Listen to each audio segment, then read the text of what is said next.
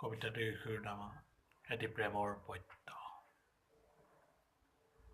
বাৰিষাৰ ৰাতি তোমাৰ কবিক মনত পৰেনে অৰুন্ধতী?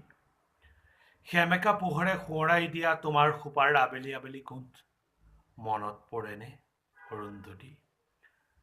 জোনাকে ডাৱৰে মৰমে বিষাদে নুবুজা কবিতা, আমাৰ মাজত ভগা সপোনৰ অতনো বাধা মনত পৰেনে অৰুন্ধতী?